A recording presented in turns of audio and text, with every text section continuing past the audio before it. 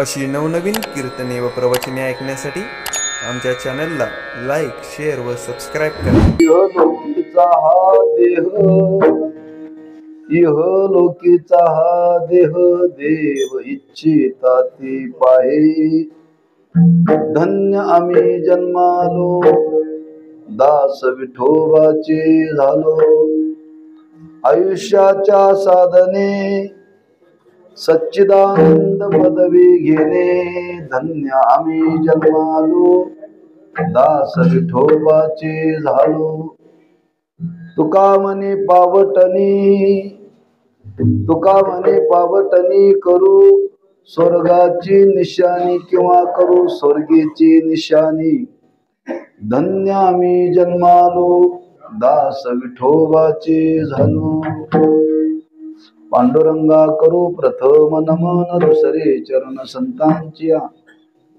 त्यांच्या कृपादाने कथेचा विस्तारू बाबाजी सद्गुरु दास तुका. नमो ज्ञानेश्वरा, नमो ज्ञानेश्वरा, निवृत्ती वदारा सोपान देवा. नमो मुक्ताबाई त्रिभुवन पावनी, अद्यत्रे जननी देवाची. नमो सद्गुरु तुकया ज्ञान दीपा, नमो सद्गुरु सच्चिदानंद रूपा. नमो सद्गुरु भक्त कल्याण मूर्ती, नमो सद्गुरु भास्करा पूर्ण कीर्ती. इहलोकीचा हा देह देव इच्छिता ते पाहे. धन्य आम्ही जन्मालो, दास विठोबाचे झालो. सेवे करता निवडलेला अभंग श्रीमंत जगद्गुरु श्री तुकोबारांचा असून या अभंगातून जगद्गुरु श्री तुकोबाराय नरदेहाची दुर्लभता सांगून ज्याच्याने जीवन धन्य होती ती धन्यता या जीवनामध्ये कशी प्रगट करता येते ते स्वानुभवातून तुकोबारांनी अभंगातून प्रगट केलेले आहे. सेवेचं प्रवृत्ती निमित्त आपला हरिभक्तपरायण प्रताप तुकाराम संकपा यांचा चिरंजीव दक्ष त्याच्या प्रथम वाढदिवसाच्या निमित्ताने कीर्तनाची सेवा आहे. आपल्या भारतीय संस्कृतीमध्ये प्रामुख्याने 2 सोहळे केले जातात, पण अलीकडे लोकांची हौस वाढलेली आहे आणि त्या हौशीपोटी माणसं वाढदिवसाचा सोहळा करतात बरं का. करावा का न करावा, करावा पण विधियुक्त करावा बरं का. त्याला विधी सांगितलेला आहे आणि तो विधी धरून केला तर त्या सोहळा करायला का हरकत नाहीये. पण वाढदिवसाची जी पद्धत आपल्या संस्कृतीमध्ये आपल्या धर्मामध्ये आहे त्याचं ज्ञान बहुतांश वाढदिवस करणाऱ्यांना माहिती नाही बरं का. वाढदिवस करणाऱ्यांना माहिती नाहीये. का म्हणाल तर तुम्ही त्याचं निरीक्षण करा म्हणजे लक्षात येईल. वाढदिवसाला आपल्याकडे काय केलं जातं, मेणबत्ती लावतात. काय लावतात हे शास्त्राला मान्य नाही पहिल्यांदा. बर ते लावतात विजवतात ते तर अजिबात मान्य नाही. आणि तिसरं त्या वाढदिवसाच्या निमित्ताने केक कापतात हेही मान्य नाही बरं का. हे सगळं बाहेरून आलंय, पाश्चात्य संस्कृतीतून आलंय बरं का. वाढदिवस करायचा म्हणजे काय करायचा, वाढदिवस करायचा म्हणजे त्या वाढदिवसाच्या दिवशी आशीर्वाद मिळवायचा. कोणाचा आशीर्वाद मिळवायचा, पहिला आशीर्वाद देवाचा. मग देवाचा आशीर्वाद मिळवण्याकरता त्या दिवशी ज्या दिवशी वाढदिवस आहे त्या दिवशी त्या देवाला अभिषेक घालावा बरं का. कोणाला, देवाला. काय ग्रामदैवत असेल, उपास्य दैवत असेल, त्याची पूजा करावी. त्या दिवशी वाढदिवसाच्या निमित्ताने पूजा करावी. आणि पूजा करून त्याच्याकडून आशीर्वाद घ्यावा देवाकडून, पहिला विधी. दुसरा विधी सांगितला की वाढदिवसाला दिवे लावावेत, पण तुपाचा दिवा लावावा, मेणाचा नाही, तुपाचा. आणि ते किती लावावेत, कितवा वाढदिवस आहे त्याच्यावरती ते अवलंबून आहे बरं का. आता पहिलाच वाढदिवस आहे, एकच दिवा लावायचा बरं का. तुमचा 11वा असेल, 15वा असेल, 25वा असेल, 50वा असेल, ते जेवढे वय झाले तेवढे दिवे लावायचे आणि ती तुपाचे लावायचे बरं का, तुपाचे. आणि ते दिवा तुपाचं लावत असताना कणकीचा करायचा आणि त्याच्यामध्ये तो तुपाचा दिवा लावायचा. तूप हे स्निग्ध आहे, मेणबत चिकटली ना ती निघत नाही बरं का. पण तुपाच्या ठिकाणी स्निग्धता आहे, एक प्रेमाचं प्रतीक आहे तूप म्हणजे. तुम्ही एकदा तूप बाजार हात खाल्ला तर हात धुवून सुद्धा ते चिकटपणा जात नाही तुपाचा बरं का.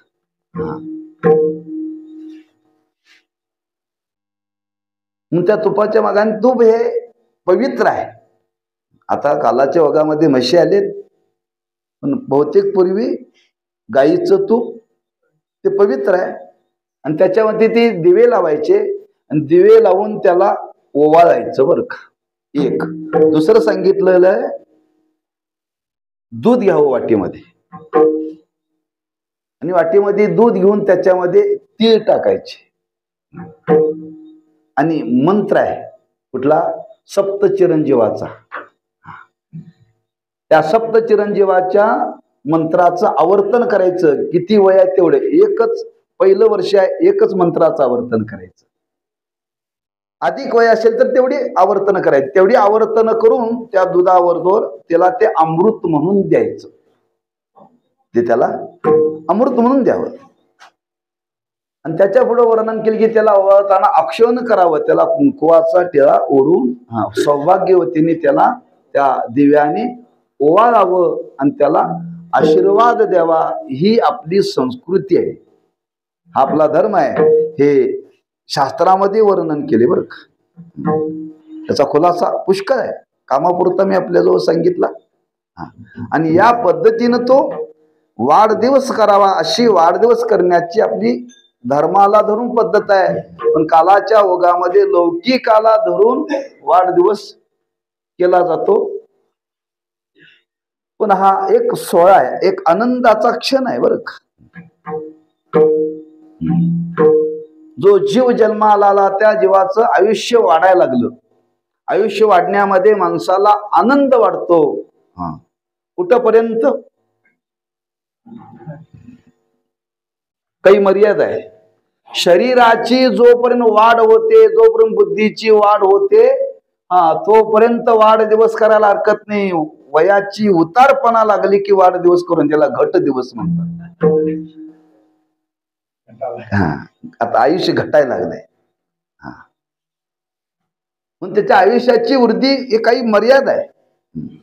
कुठपर्यंत 40, 45, 50 पर्यंत, तिथून मात्र घटत जातं बरं का. तोपर्यंत या पद्धतीनं करावा. एक आनंद आहे आपल्या की जीवनामध्ये आयुष्य वाढायला लागलेलं आहे. आणि त्याचा एक आनंद, कोणाला आनंद आहे, जन्म देणाऱ्या मायबापाला. आता ते 1 वर्षाचं मूल आहे, त्याला आनंद म्हणजे काय माहिती नाही बरं का. काही नाही, तुम्ही त्याच्या समोर ते केक ठेवला काय आणि त्या म्हशीचं शेण ठेवलं काय, त्याला काहीच कळत नाही हो. त्याला सारखंच आहे, ते त्याला सारखंच आहे. आनंद कोणाला, माय बापाला आनंद आहे त्याचा. माय बापाला, नातेवाईकांना, चुलत्यांना, भावांना वगैरे वगैरे, कुटुंबियांना. आणि तो आनंद साजरा करावा म्हणून वाढदिवस केला जातो. आणि तो वाढदिवस त्या चिरंजीवाचा आज संपन्न होत आहे. आणि त्या निमित्ताने संकल्पना त्यांनी केली की या निमित्ताने कीर्तन घडावं. योग असा की त्यांनी प्रतापने 5 महिन्यापूर्वी तारीख नोंद केल्यावर का हुशार आहे. 5 महिन्यापूर्वी जर तारीख नोंद केली नसती तर आज 101% मिळालीच नसती बरं का. पण त्याची इच्छा आणि त्या निमित्ताने हे कीर्तन घडावं तो एक योग आहे. त्या संबंधाने काही चिंतन करता येतं का म्हणून तुकोबारायांचा अभंग सेवेकरता निवडलेला आहे. या अभंगातून जगद्गुरु श्री तुकोबाराय सकल मनुष्य जीवाला जो आपल्याला प्राप्त झालेला नरदेह आहे या नरदेहाची दुर्लभता आणि नरदेहाची सफलता असा उभय स्वरूपाचा विचार या अभंगातून प्रगट केलेला आहे. कारण मनुष्याचा हा जन्म सजासजी मिळत नाहीये. मिळण्याकरता काय करावं लागतं काय करावं लागतं हेही सांगितलेलं नाही बरं का. पण ज्या अर्थी जन्म मिळालेला आहे त्या अर्थी त्याची शास्त्राने साधू संतांनी दुर्लभता जागोजागी त्याची नोंद केलेली आहे बरं का. एकंदर 3 देहाचं वर्णन केलेलं आहे. दिव्य, मध्यम आणि अधम. देवादिकांचा देह दिव्य आहे, पशवादिकांचा देह अधम आहे आणि मनुष्याचा जन्म देह मध्यम आहे. उत्तम, मध्यम, कनिष्ठ या 3 देहाच्या दृष्टीने विचार केला तर दिव्य देहाला विशेषत्व आहे का पशवातिक देहाला विशेषत्व आहे का मानवी देहाला विशेषत्व आहे. तर संतांनी वर्णन केले दिव्य देह प्राप्त होण्यामध्ये विशेषता नाही बरं का. आणि अधम देह प्राप्त होण्यामध्ये सुद्धा विशेषता नाहीये, अधमच आहे तो. पण मध्यम मनुष्याचा जन्म मनुष्याचा देह मिळण्यामध्ये मात्र विशेषता आहे बरं का. विशेषता का विशेषता आहे तर त्याचं एक कारण सांगितलं की या देहामध्ये ईश्वराने एक स्वातंत्र्य दिलेलं आहे आणि त्या स्वातंत्र्याच्या जोरावरती माणसाला काहीही करता येतं. इतर देहामध्ये ते काही करता येत नाही. म्हणून तुकोबारांनी वर्णन केले देवची होई न म्हणती ते होते. स्वातंत्र्यावर जे या जन्मामध्ये त्याला या देहामध्ये इतकं स्वातंत्र्य दिलं इतकं स्वातंत्र्य दिलेलं आहे त्या स्वातंत्र्याच्या साहाय्याने त्याला कोणतंही पद मिळवता येतं. कोणतंही असं स्वातंत्र्य दिलेलं आहे या मनुष्य देहामध्ये. आणि अशा ह्या मनुष्य देहामध्ये जे स्वातंत्र्य दिलेलं आहे महाराज म्हणतात ते स्वातंत्र्य दिलेलं आहे हे कोणाला कळालं. ज्याला दिलं त्याला कळालं नाही. ज्याला दिलं त्याला कळालं नाही. ज्याला दिलं नाही त्याला हे कळालं बरं का. असे कोण आहेत देवादिक. म्हणून नरदेह दुर्लभ आहे आणि त्या दुर्लभ नरदेहाची विशेषता काय आहे की ज्यांनी जाणली आणि जाणल्यानंतर त्यांना वाटलं खरंच असा हा नरदेह दुर्लभ आहे याच्यामध्ये विशेषत्व आहे आणि ते जर जीवनामध्ये जर साधायचं असेल तर तो आम्हाला मिळाला पाहिजे अशी अपेक्षा ज्यांना मिळाला नाही त्या देवादिकाने ही दुर्लभता प्रगट केली. ती कशी केली महाराज म्हणतात अभंगाच्या पहिल्या चरणामध्ये.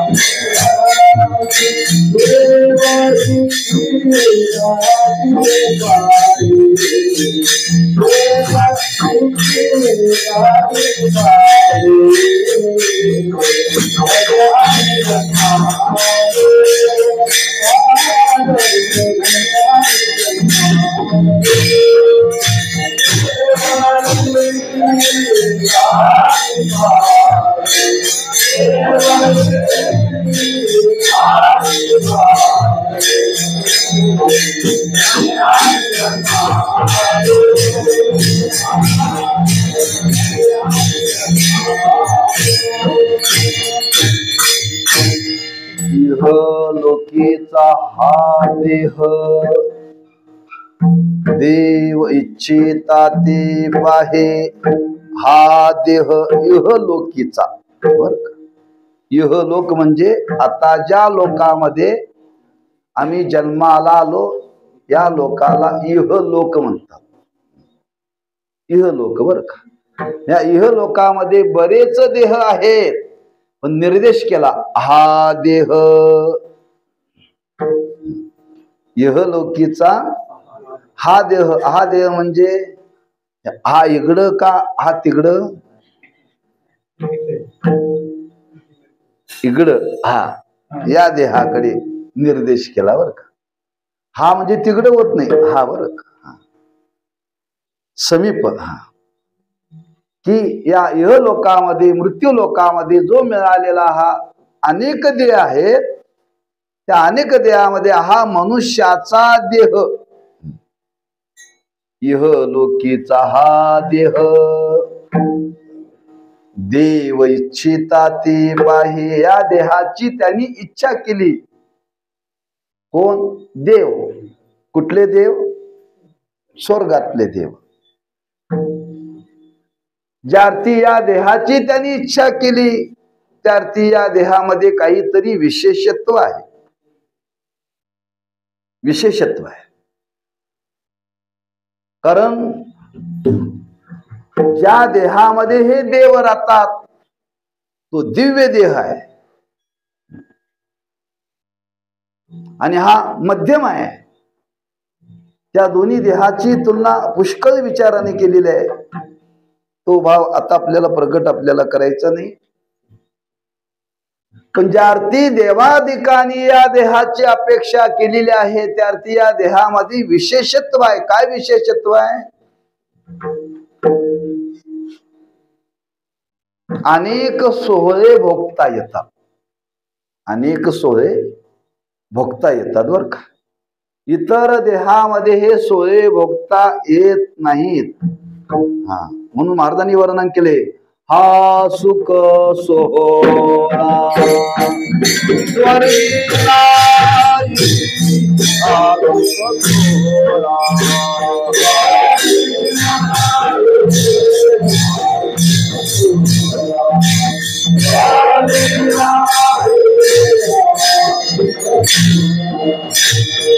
विठ्ठला विठ्ठला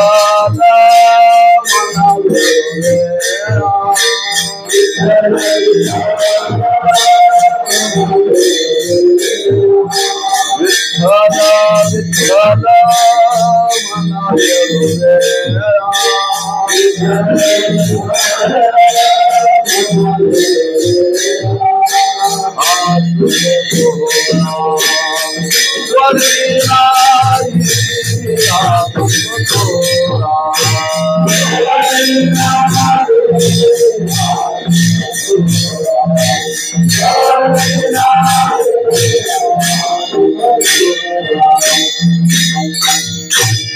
हा सुख सोहळा स्वर्गी नाही, हा म्हणजे हा वाढदिवसाचा सोहळा स्वर्गात नाही. वाढदिवसाचा सोहळा स्वर्गात नाही. का नाही? स्वर्गात लग्नच होत नाही. काय? स्वर्गात लग्नच होत नाहीत बरं का. मग तिथं स्त्री पुरुष नाहीत का? आहेत. हा, पण तिथं लग्न होत नाहीत. हा, तिथं काही मर्यादा आहे बरं का. मग लग्न होत नाही तर मुलं होत असतील. सगळं संकल्पाने होते बरं का. तिथं सगळं संकल्पाने होत. जी या लोकाची जी विशेषता आहे ती त्या लोकांमध्ये नाही बरं का. यद्यपि भोग दिव्य आहेत, लोक दिव्य आहे,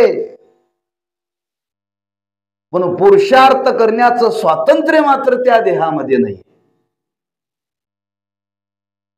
जे अनेक सोहे केले जातात ते सोहे करण्याचं स्वातंत्र्य त्या देहामध्ये नाही. लक्षात ठेवा. कारण माणसं जगत असताना जगण्याकरता माणसाला केवळ अन्नाची गरज नाही बरं का. बहुतांश माणसं आनंदावरती जगतात. कशावरती जगतात? आनंदावरती जगतात. काही लोक दुसऱ्याचं वाईट झालं की याला बरं वाटतंय अशी जगणारी बरीच आहेत बरं का. तो आनंद अपेक्षित नाही आहे. कारण आज माणसाला आनंदाची अपेक्षा आहे. अनेक माध्यमातून तो आनंद भोगता येतो आणि या सोहळ्याच्या माध्यमातून तो आनंद भोगला जातो. आनंदा करताच आहे बरं का. हा सोहळा आनंदाचा आहे, दुसरा तिसरा काही नाही आहे ते माग उद्देश.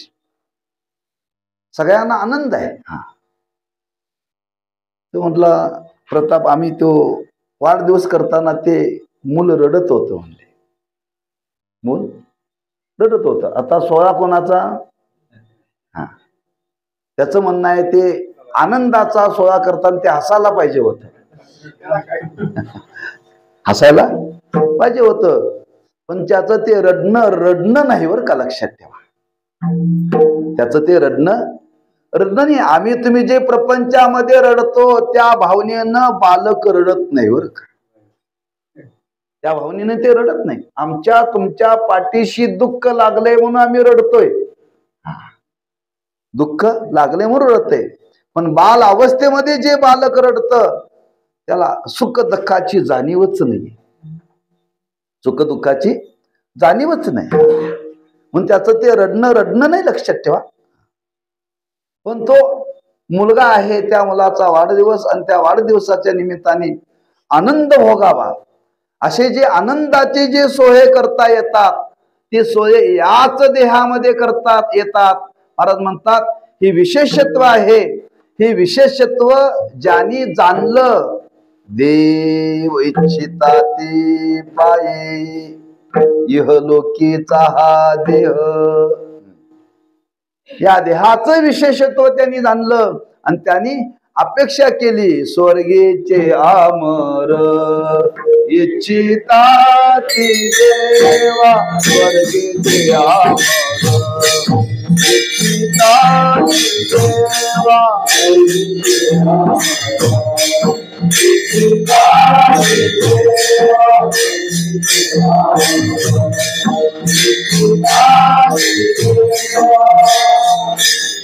मृत्यूलोके व्हावा जन्म आम्हा,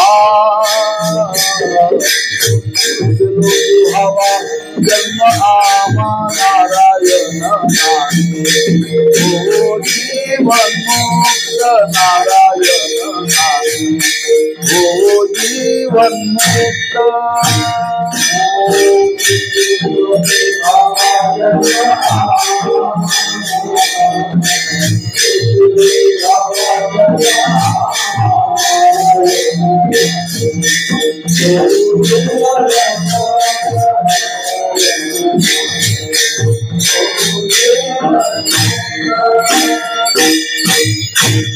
स्वर्गीचे अमर इच्छिता ती देवा, मृत्यू लोकी व्हावा जन्म आमा, देव इच्छिता ती पाये.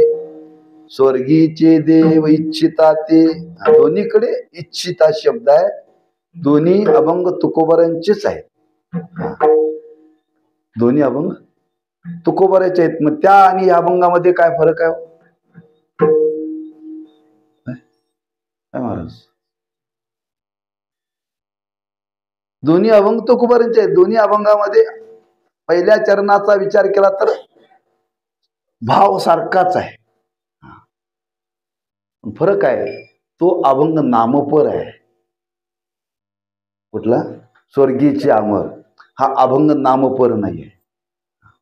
तुम्ही कशावरून म्हणाल? वैकुंठवासी तीर्थरूप महाराजांनी तुकोबारांचा हरिपाठ लिहिलाय.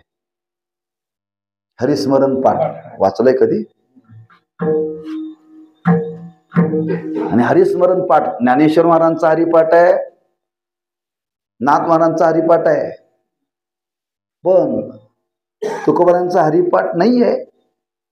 म्हणून हरिस्मरण पाठ म्हणून तीर्थरूप महाराजांनी काही अभंग निवडले आणि ते सगळे नामपर आहेत. त्या हरिस्मरण पुस्तकामध्ये हरिपाठामध्ये हा अभंग आहे बरं का. म्हणजे नामाचं महात्म्य सांगणारा तो अभंग आहे आणि सेवेकरता घेतलेला अभंग हा नामाचं महात्म्य सांगणारा नाही. नरदेहाची दुर्लभता सांगणार आहे. फरक आहे. अभंगातला तरी फरक करावा, माणसातला तरी फरक करावा. टाळकरी वेगळा आणि सांगणारा वेगळा, फरक आहे की ऐकणारा वेगळा. सगळ्यांचे पोशाख सारखेच आहेत. सगळ्यांचे पोशाख, सगळ्यांना 2 तास एकत्र बसायचं आहे. तात्पर्य महाराज इथं वर्णन करतात की या नरदेहामध्ये विशेषता आहे आणि ती विशेषता आपण जीवनामध्ये साधली पाहिजे बरं का. साधली पाहिजे. हा लौकिक दृष्टीने विचार मांडलेला आहे. हा एक आनंदाचा सोहळा आहे. हा आनंदाचा सोहळा बघण्याकरता सुद्धा देव सुद्धा या भूतलावरती अवतीर्ण झाला. आताच आपण गोकुळाष्टमीचा उत्सव केला. म्हणजे काय केला हो? अहो देवाचा वाढदिवसच आहे तो. देवाचा जयंती म्हणजे जन्माला आलेला दिवस म्हणजे देवाचा वाढदिवसच आहे की नाही. तो मृत्यू लोकातच करता येतो, स्वर्गात करता येत नाही. म्हणून देवाला सुद्धा मृत्यू लोकात यावं लागलं. देव स्वर्गात काय गेला नाही बरं? त्याला माहिती आहे स्वर्गात सुद्धा हा सोहळा करता येत नाही. म्हणून देवाला सुद्धा वाटलं आपलाही वाढदिवस व्हावा. आपलाही वाढदिवस गोकुळाष्टमीचा म्हणजे देवाचा वाढदिवसच आहे बरं का. फक्त देवाचा वाढदिवस म्हणता येत नाही. का म्हणता येत नाही? तिथं षड विकार भाव नाहीत म्हणून. षड विकार म्हणजे जायते वाट नाहीत का? जन्माला येणं पहिला विकार आहे आणि जाणं शेवटचा विकार आहे. त्याच्यामध्ये वर्धते वाढणं वाढ आहे. भगवंताच्या जीवनामध्ये वाढ नाही. तो जसा आहे तसाच आहे. वृद्धी नाही बरं का. आमच्या आयुष्याची वाढ होते. कायाचे पांढरे होतात. कायाचे पांढरे होतात. शरीर कालांतराने बालपणातलं कातड आणि तारुण्यातलं कातड आणि म्हातारपणातलं कातड फरक आहे बरं का. तारुण्यातले दात, बालपणातले दात आणि म्हातारपणातले कृत्रिम दात राहतच नाहीत ना. सगळा बदल आहे. सगळा बदल आहे, पण देवाच्या ठिकाणी यातला काही बदल नाही बरं का. त्याच्यामध्ये शरीरामध्ये काही बदल नाही आहे, म्हणून त्याला वाढदिवस म्हणता येत नाही, त्याला जयंती म्हटली जाते. हा, तात्पर्य तो 16 या मृत्यू लोकामध्ये केला जातो, देव सुद्धा या भूतलावरती अवतीर्ण झाला. विशेषत्व आहे. आणि असं विशेषत्व ज्यांना कळालं त्यांनी या देहाची अपेक्षा केली याचा अर्थ तुकोबारांना सांगायचा आहे तो दुर्लभ आहे. जर हा देह मिळाला, या देहामध्ये जर विशेषत्व आहे तर तो मिळवण्याचा प्रयत्न करावा ना. पण मिळवण्याचा प्रयत्न करून हा मिळत नाही, दुर्लभ आहे बरं का, दुर्लभ आहे. देव इच्छिता ते पाहे. हा, सदासजी कोणाला हा मनुष्याचा जन्म मिळवता येत नाही. तुम्ही किती प्रयत्न करा, किती प्रयत्न करा, योगायोगाने ते काही गोष्टी जीवनामध्ये घडाव्या लागतात. काय घडावं लागतात? 2 गोष्टी त्यात प्रामुख्याने सांगितलं, पाप आणि पुण्य समान व्हावं लागतं. पाप आणि पुण्य समान व्हावं.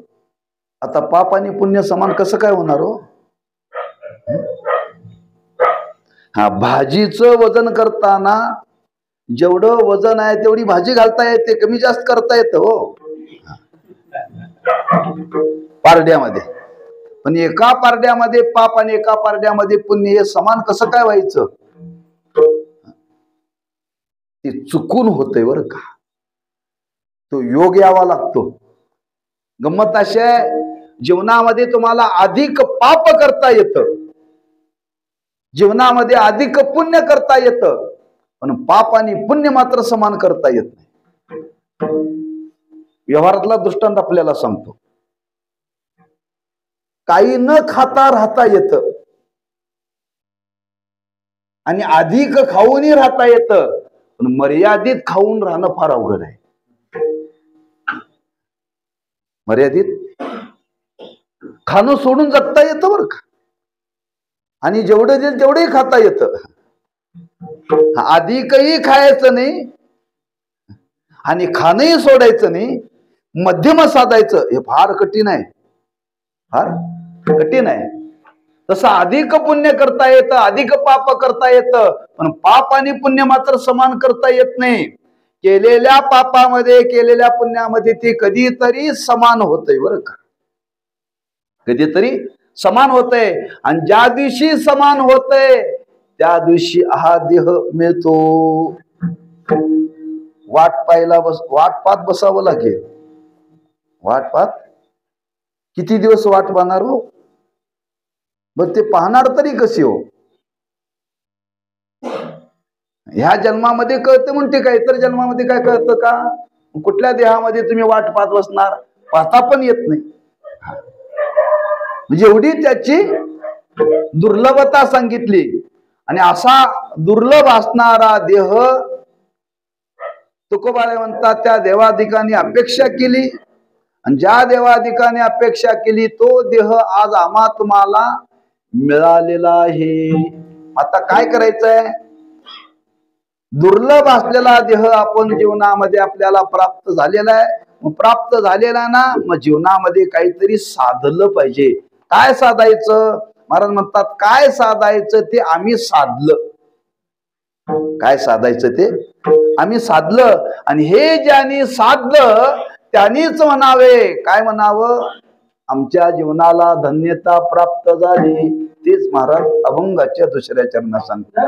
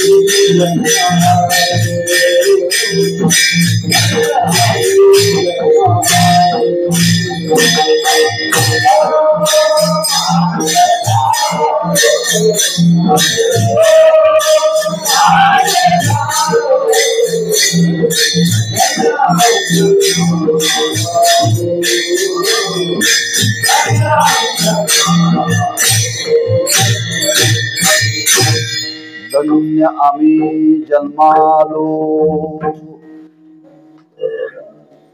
महाराजांचे उद्गार आहेत आणि ते उद्गार कोणत्या संबंधाने आहेत याची थोडीशी संगती लक्षात घ्यावी लागेल.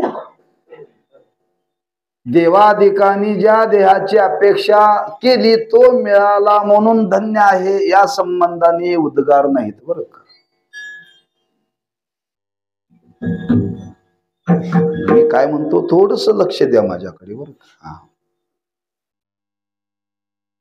नुसता मनुष्याचा जन्म मिळाला म्हणून धन्यता सांगितलेली नाही. तुम्ही संपूर्ण जगाचा सर्वे करा. जगाचा सर्वे करा.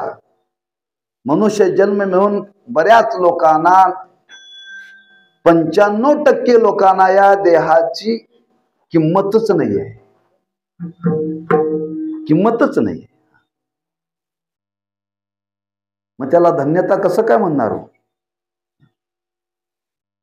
बरीच माणसं जन्माला येऊन औषध पिऊन मरतात. औषध पिऊन मरतात. आत्महत्या करतात. त्याला मिळाला का नाही जन्म धन्यता आहे ती नाहीये लक्षात ठेवा. म्हणजे मनुष्याचा जन्म मिळणं म्हणजे केवळ धन्य नव्हे रगड आहेत. या मनुष्याचा जन्म म्हणजेच काय त्याला माहिती नाही. लक्षात ठेवा. मनुष्याचा जन्म म्हणजेच काय त्याला माहितीच नाहीये. बरेच लोक असे जगणारे आहेत. शरीर माणसाचं आहे पण जगणं मात्र पशुच आहे बरं. केवळ मनुष्याचा जन्म मिळणं म्हणजे धन्यता तुकोबाराने इथं अभिप्रेत नाही आहे. एक मुद्दा आपल्यासमोर प्रकट करायचा आहे बरं का. कारण जन्म किती लोकांना मिळाला आज तुम्ही विचार करा. किती आहे देशाची आपल्या भारताची लोकसंख्या किती आहे. कोटी आहे.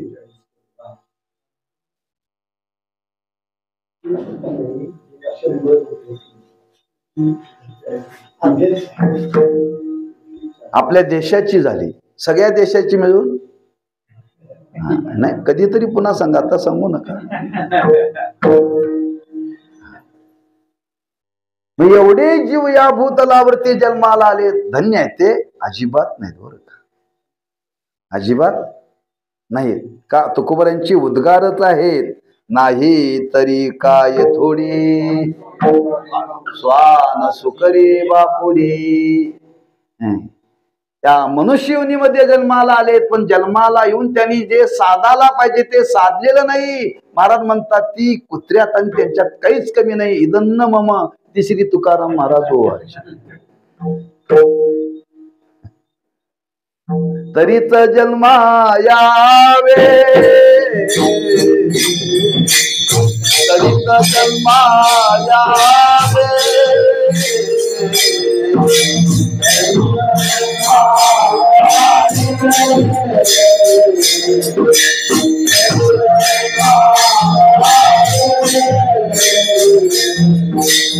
तरीच जन्मा यावे,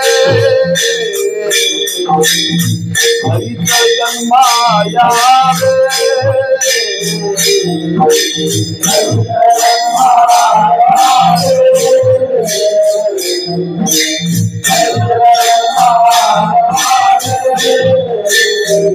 दास विठोबाचे व्हावे, दास विठोबाचे व्हावे, नाही तरी काज थोडी, नाही तरी काज थोडी,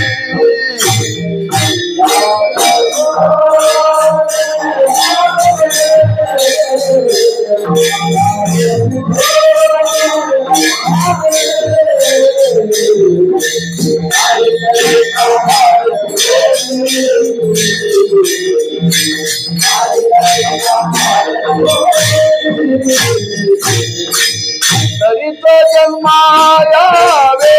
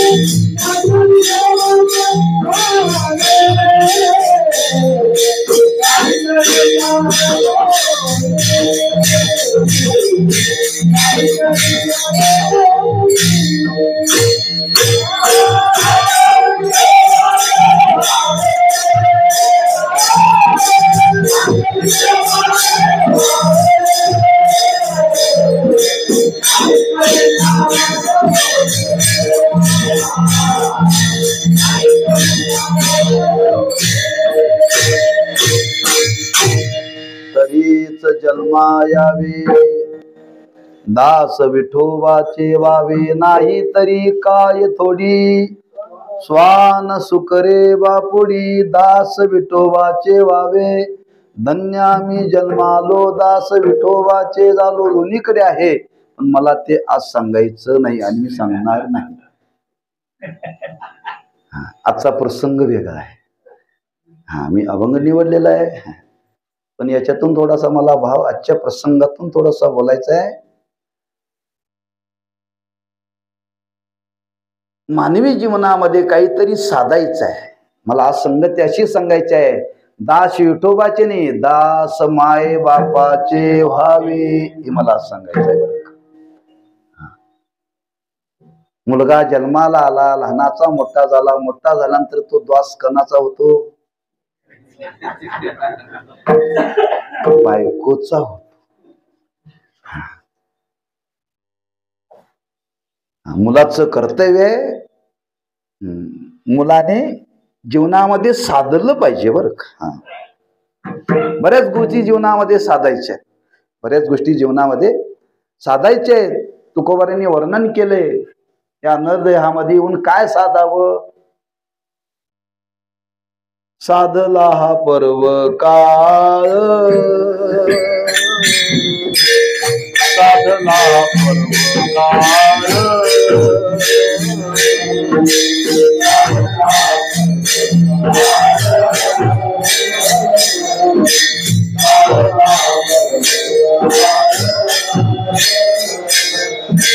साधला पर्व काळ, साधना पर्व काळ,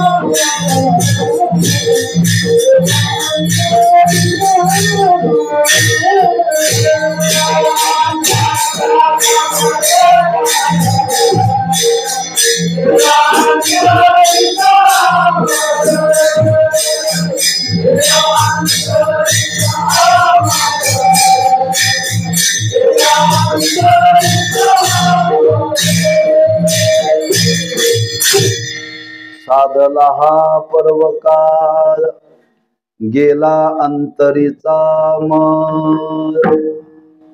देव तिळी आला देवे देवजी गोड झाला. साधला हा पर्वकाळ गेला अंतरीचा मर. अंतरीचा म्हणजे अंतकरणातला मळ. मळ म्हणजे दोष. दोष म्हणजे पाप. बर का? काय साधायचंय?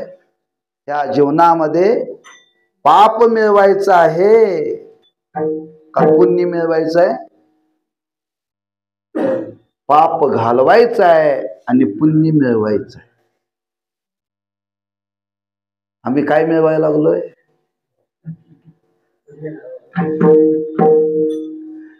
आम्ही फक्त पैसाच मिळवायला लागलोय. नुसता पैसाच मिळवायला लागलोय. Over time.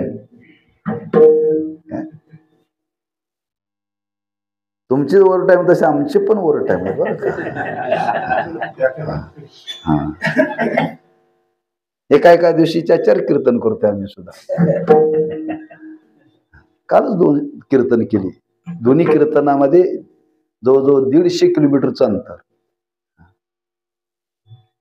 तात्पर्य साधायचं आहे. काय साधायचं आहे? दोष घालवायचा आहे, पाप घालवायचं आणि पुण्य मिळवायचं आहे. मी मिळवण्याकरता काय केलं पाहिजे? महाराज म्हणतात ते आम्ही जीवनामध्ये साधलं. ते आम्ही जीवनामध्ये साधलं. जीवनामध्ये साधलं म्हणून महाराजांचे उद्गार आहेत. धन्य आम्ही जन्मालो. केवळ देह मिळाला म्हणून धन्यता सांगत नाहीत महाराज बरं का. केवळ मिळाला म्हणून. कारण त्या देहाची धन्यता कधी आहे हो? या देहाची धन्यता कधी आहे? धन्य धन्य ते शरीर. धन्य धन्य ते शरीर.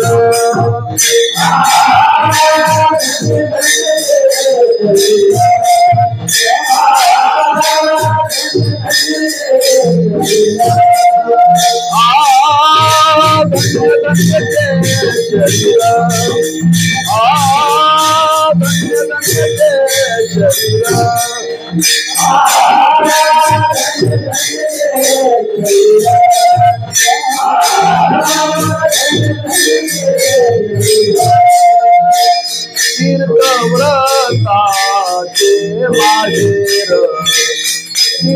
तीर्थव्रताचे माहेर. तीर्थव्रताचे माहेर. धन्य धन्य ते शरीर. धन्य धन्य ते शरीर.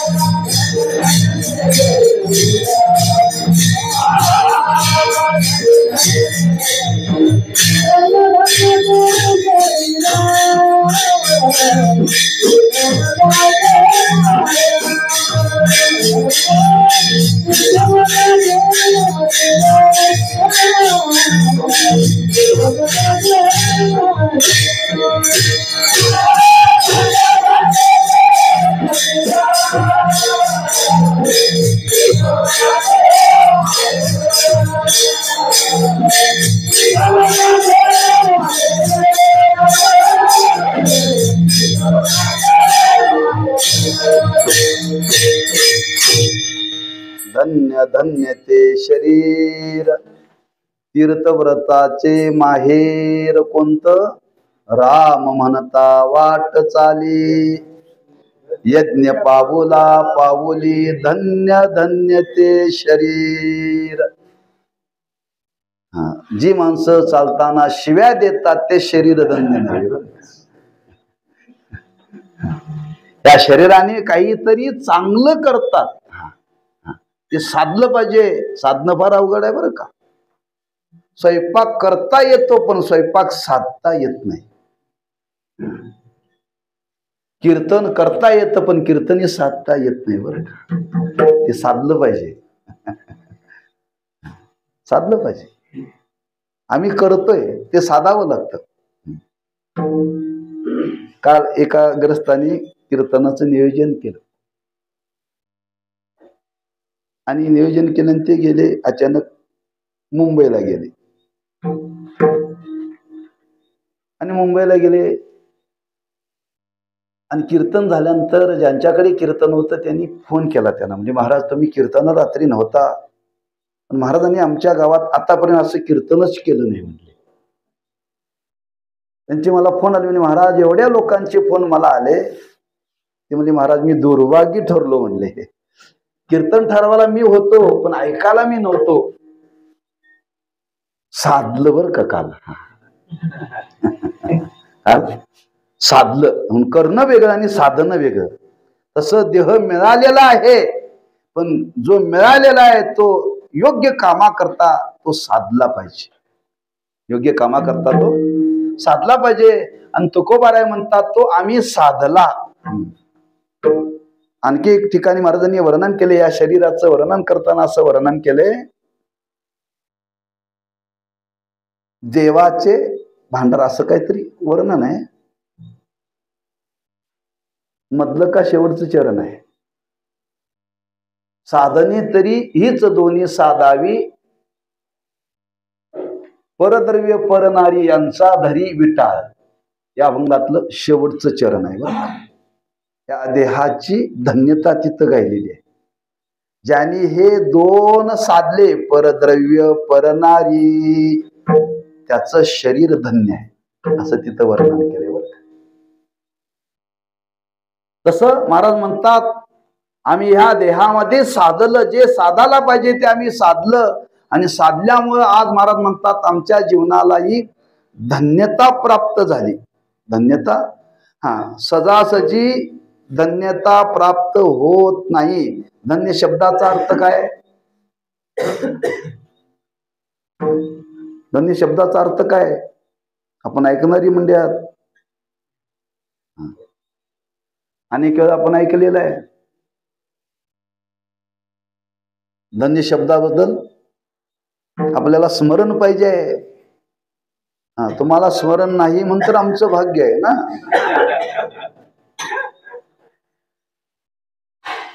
तुम्हाला स्मरण नाही म्हणून आमचं भाग्य आहे. धन्य शब्दाचा अर्थ काय? सफलता, कृतकृत्यता. जे केल्यानंतर सफलता ज्याच्यामध्ये प्राप्त होते त्याच वेळी धन्य शब्द वापरला जातो. कधीतरी धन्य शब्द वापरला जात नाही. केवळ जन्माला येण्यामध्ये धन्यता नाही, हे पहिल्यांदा लक्षात ठेवा बरं का. आता सगळ्यांचेच पुतळे बांधले असते लक्षात ठेवा. जेवढे जेवढे माणसाच्या जन्माला आलेत, जर जन्माला येणारा जर धन्यता असेल तर सगळ्यांचेच पुतळे बसवले असते का? पुतळे कोणाचे बसवले जातात? त्यांनी काहीतरी जीवनामध्ये साधले त्यांचेच बरं का. जीवनामध्ये ज्यांनी काहीतरी साधले त्यांचेच. धन्य शब्दाचा अर्थ आहे की ते दिव्याला लागतंय, साधावं लागतं, लक्षात ठेवा. आणि जे साधण्यामध्ये जीवनाची सफलता आहे, कृत्यता आहे, लक्षात ठेवा, कृत्यता आहे. असं काय आहे जीवनामध्ये साधण्यासारखं? एक भगवत सेवा, सत्कर्म, मायबापांची सेवा आणि मानवी जीवनामध्ये जे कर्तव्य सांगितलेलं आहे त्या कर्तव्य पूर्तीची योग्यता जीवनामध्ये प्राप्त झाली पाहिजे. मग मानवी जीवनाच्या दृष्टीने विचार केला तर मानवी जीवनाचं कर्तव्य काय आहे? मानवी जीवनाचं कर्तव्य आहे, महाराज म्हणतात, मानवी जीवनाचं कर्तव्य आहे आपल्याला असं पद प्राप्त व्हावं, असं पद प्राप्त व्हावं त्या पदावरून कोणी उठवू नये, ज्या पदाला कधी निवडणूक लागू नये. कधी लागू नये बरं का. एकदा ते पद जीवनामध्ये आपण जर प्राप्त केलं, साधलं ना, महाराज म्हणतात पुन्हा मिळवण्याकरता जीवनामध्ये काही प्रयत्न करावा लागत नाही. आणि ते आम्ही मिळवण्याचा प्रयत्न केला, तुकोबरे म्हणतात, ते आम्ही जीवनामध्ये मिळवण्याचा प्रयत्न केला, आम्ही तो साधण्याचा प्रयत्न केला. आणि ते साधण्याकरता, ते मिळवण्याकरता ज्या नरदेहामध्ये आम्हा तुम्हाला ज्या ईश्वराने जे आयुष्य दिलेलं आहे, आम्ही आयुष्य ते त्याच्या करताच खर्च केलं, त्याच्या करताच खर्च केलं. ज्याच्या करता मिळालं त्याच्या करता खर्च केलं आणि ते खर्च करून आम्हाला जीवनामध्ये साधता आलं, म्हणून महाराज म्हणतात धन्य आम्ही जन्मालो. मग काय साधलं, कशा पद्धतीने साधलं, त्याचा विस्तार महाराजांनी अभंगाच्या 3ऱ्या चरणात केला.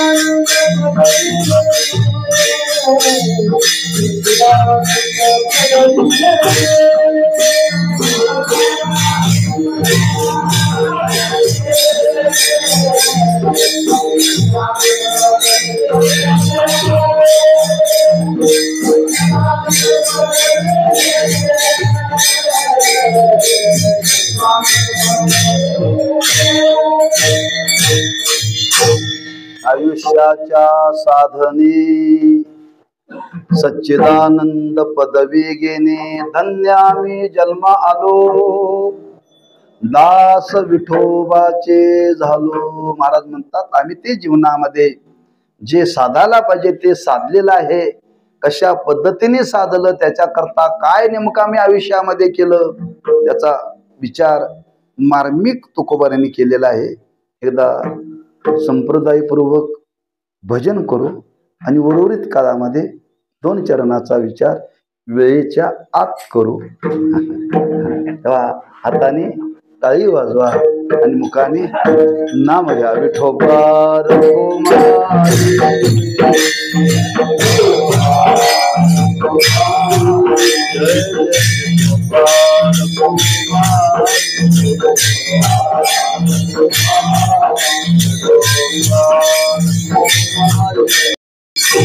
लोकीचा हा देह देव इच्छिता ती पाहे.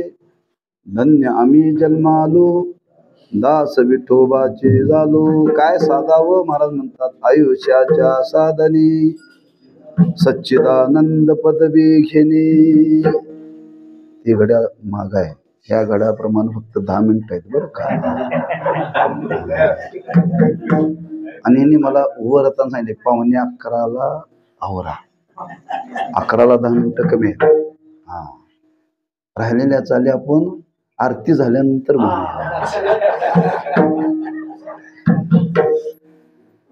आयुष्याच्या साधने सच्चिदानंद पदवी घेणे. हा मनुष्य जन्म प्राप्त झालेला आहे आणि मनुष्य जन्म प्राप्त झाल्यानंतर या मनुष्य जन्माला धन्यता मिळण्याकरता काय करावं महाराज म्हणतात, असं काही करावं की जे मिळालेलं नाश पावणार नाही असं मिळवावं. काय मिळवावं? जे नाश पावणार नाही असं मिळवावं. मास या जगामध्ये काय आहे, तुम्ही काही मिळवा नाश पावणारच. अनेक नाशिवंते काय, सगळे नाश पावणारी पदार्थ आहेत लक्षात ठेवा. आणि नाश पावणाऱ्या पदार्थाकरता माणसाने आयुष्य खर्च करावं का, त्याला शान म्हणावं का? त्याला शान म्हणावं. शान कोणाला म्हणावं? शहाणा तो धनी. हा, ज्यांनी योग्य कार्याकरता योग्य साध्याकरता आपलं आयुष्य खर्च केलं त्याला शाना म्हणावं. आणि त्याच्याकरता आयुष्य खर्च करावं. आयुष्य किती आहे? फार नाही आहे.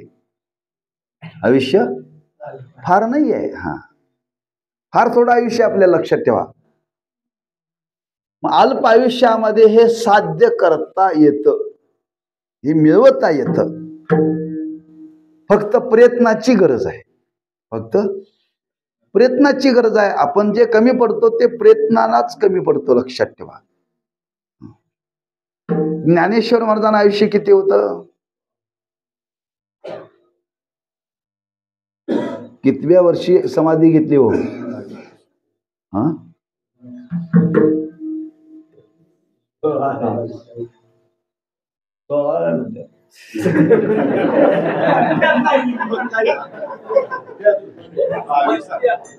सोळाव्या वर्षी ज्ञानेश्वरी लिहिली. 21-22 वर्षाचा. हा, त्यांच्या मानाने आम्हा तुम्हाला आयुष्य जादा आहे. त्यांच्या मानाने आम्हा तुम्हाला आयुष्य जादा आहे. मग आमच्या जीवनात मेळ का बसेना? आपल्या जीवनात मेळ का बसेना? त्यांनी 22 वर्षामध्ये साधलं, 22च्या दुप्पट झालंय आमचं, तिप्पट. काहींचं चौपटही झालेलं आहे. पण साधलेलं नाही का? त्या पद्धतीनं आपलं आयुष्य आपण वेच करत नाही, त्याचा खर्च करत नाही. लक्षात ठेवा, आपलं बहुतांश आयुष्य वाया झालेलं आहे. नका करू नाश आयुष्याचा, नका करू नाश आयुष्याचा.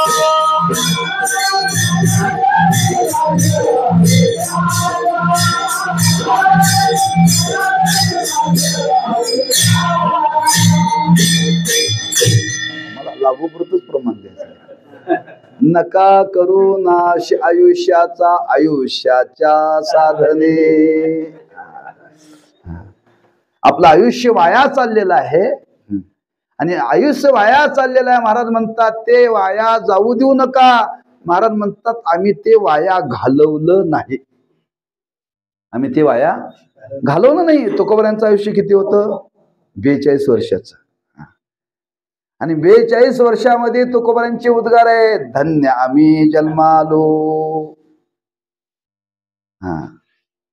आमचं आयुष्य वाढले पण अजून आमच्या मुखातून उद्गार यायला तयार नाहीत का? साधलेलंच नाही. काय साधलेलंच नाही. म्हणून महाराज म्हणतात जे आयुष्य आम्हाला मिळालं या नरदेहामध्ये आल्यानंतर, त्या आयुष्यामध्ये आम्ही साधलं मनुष्य देहाचे नरदेहाची साधने. काय नाथ महाराजांची उभी अशीच आहे ना.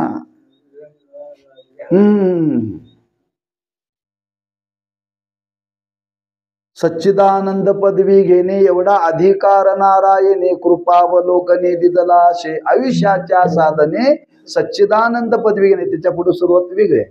नरदेहाचा असा शब्द काहीतरी आहे. नाथ महाराजांची आहे. एवढा अधिकार नारायणे कृपावलोकने दिदलाशे उत्तरार्ध आहे बरं का. ज्या भगवंताने आम्हाला अशी काही योग्यता दिली त्या भगवंताची आमच्या तुमच्यावरती कृपा आहे. आणि ती कृपा आहे की ज्या आयुष्यामध्ये ते साधता येतं, ते साधता येतं असं महाराजांनी वर्णन केले नाथ महाराजांनी. आणि ते संत महात्मे म्हणतात आम्ही जीवनामध्ये ते साधलं. काय साधलं? सच्चिदानंद पदवी घेणे. म्हणजे ते पद कशा नाश न पावणार आहे. प्रत्येकाला हे पद मिळवायचं आहे. प्रत्येकाला हे पद मिळवायचं आहे बरं का. आम्ही कोणत्या पदाकरता प्रयत्न करालोय? नाशिवंत पदाकरता प्रयत्न करालोय. आणि नाशिवंत पदाकरता केलेला प्रयत्न हा वाया आहे. तुकोबाराय म्हणतात आमच्या जीवनामध्ये तो वाया गेला नाही. आम्ही ते पद मिळवलं, त्या पदावरती आरूढ झालो. आणि त्या पदावरती आरूढ झाल्यावर महाराज म्हणतात आमच्या जीवनाला ती आज धन्यता प्राप्त झाली. धन्य आम्ही जन्मालो दास विठोबाचे झालो. मग असं काय तुम्हाला त्याच्याकरता करावं लागलं? महाराज म्हणतात त्याच्याकरता आम्हाला काही गोष्टीचा त्याग करावा लागला. कोणत्या गोष्टीचा त्याग करावा लागला आणि त्याग करून तुम्ही काय केलं ते महाराज शेवटच्या चरणामध्ये सांगतात.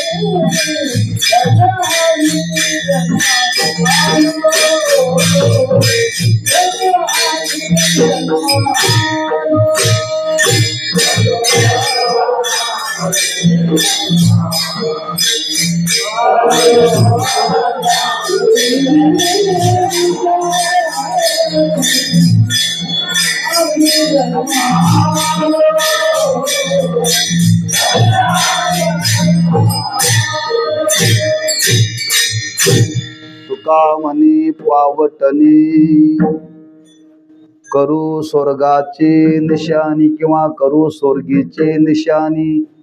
धन्य आम्ही जन्मा आलो दास विठोबाचे झालो. त्या शेवटच्या चरणाचे अनेक भाव आहेत. त्यातला एक भाव आजच्या संबंधाने प्रगट करतो. तुका म्हणे पावटणी करू स्वर्गीची निशाणी पुढे ठेवा बरं का.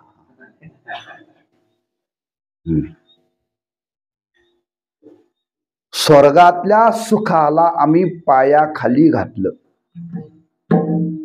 म्हणजे काय केला? आम्ही त्याचा त्याग केला. आम्ही भोगाच्या माग लागलो नाही. आणि जग हे भोगाच्या माग लागलेलं आहे. या लोकातले भोग नाशके आहेत. महाराज म्हणतात, ज्या भोगाचं वर्णन करताना दिव्य म्हणून वर्णन केले, अशा दिव्य भोगाला सुद्धा आम्ही पायाखाली घातलं. याचा अर्थ आम्ही त्याचा त्याग केला. तेव्हा कुठं आमच्या जीवनाला धन्यता प्राप्त झाली. जे स्वर्गाच्या नादाला लागले त्यांच्या जीवनाला धन्यता नाही. जे भोगाच्या माग लागले त्यांच्या जीवनाला धन्यता नाही बरं का. म्हणजे आपलं जीवन जर धन्य करायचं असेल तर भोगाचा त्याग करावा लागेल. कोणत्या भोगाचा? ज्या भोगाचा निषेध केला त्या भोगाचा. भोगच घ्यायचा आहे तर विधिवत घ्या. आणि ज्याच्यामुळे आपल्या जीवनाला असफलता प्राप्त होते त्याचा त्याग करावा लागेल. महाराज म्हणतात, आम्ही ते जीवनामध्ये केलं. हा एक भाव या अभंगाचा आहे बरं का. तोच आता प्रगट करायचा मला. दुसरा भाव प्रगट आता करायचा नाही.